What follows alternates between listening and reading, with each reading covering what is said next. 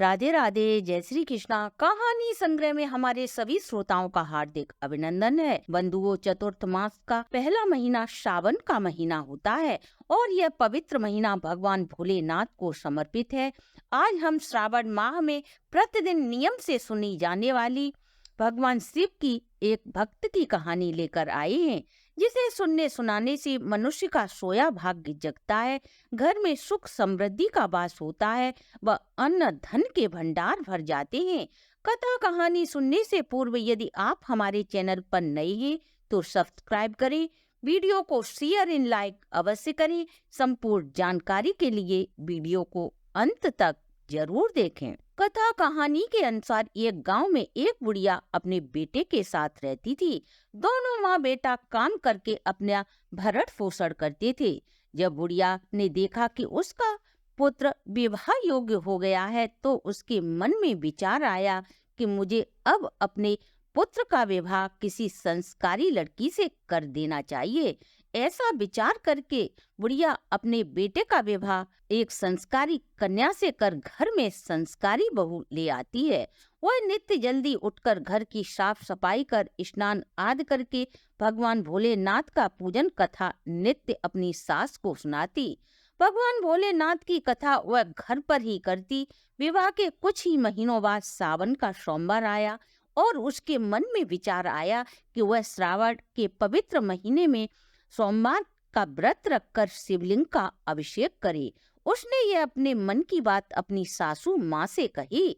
माँ, सावन का पवित्र माह शुरू हो गया है, मैं मंदिर जाकर भगवान शिव का जलाभिषेक करना चाहती हूँ। यदि आपकी आज्ञा हो तो मैं यह शुभ कार्य करूं। तब बुढ़िया ने अपनी बहू को समझाते हुए कहा, मंदिर जाने में काफी समय बर्बाद हो जाएगा, अतः इतनी देर में तो घर का बहुत सा काम हो जाएगा। सास की आज्ञा न मिलने पर बहू काफी उदास हो गई और उदास मन से घर का सारा काम करने में लग गई। उस दिन बहू ने अन्न जल ग्रहण किए बिना सब कार्य किए। अगली सुबह बहू जल्दी उठी और कुएं से जल भरने गई। तब उसने देखा कि गांव की लड़कियां व सुहागिनें थाली सजाकर कहीं जा रही हैं। बहू ने उन सभी से पूछा, बहन आप सब कहाँ जा रही हो? तब सब बोली, सावन का महीना शुरू हो गया है, अतः हम सब मंदिर में पूजा करने जा रही हैं। यह सुनकर बहू उदास हो गई।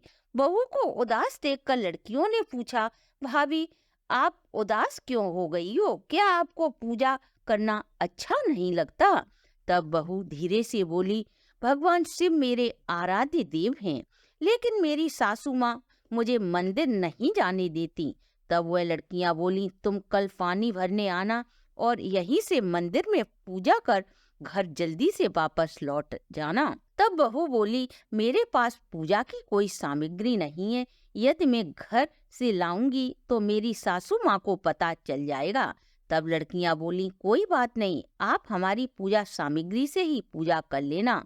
अब तो बहू बहुत अधिक खुश हो गई और वह प्रतिदिन पानी भरने के बहाने मंदिर जाती।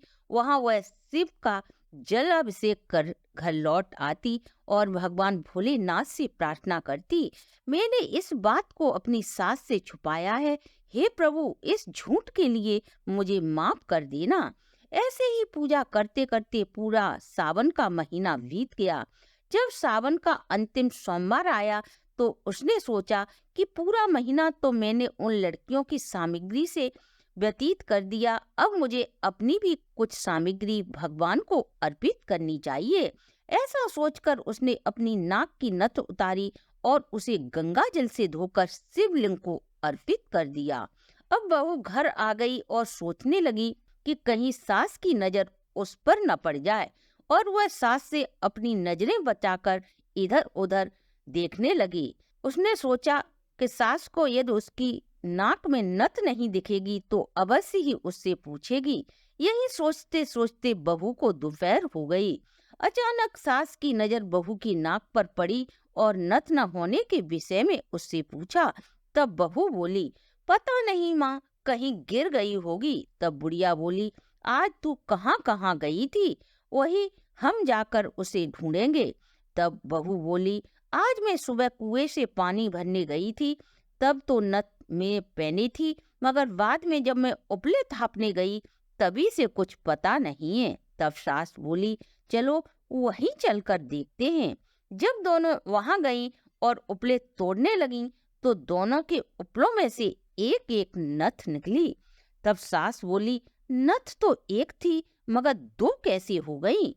अब तो सास जो भी उपला तोड़ती उसी में से नथ निकल आती।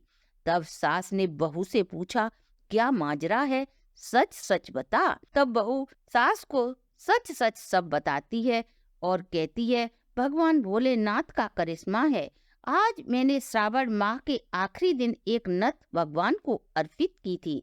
उन्होंने मुझे 100 गुनी देकर मेरा मान बढ़ाया है।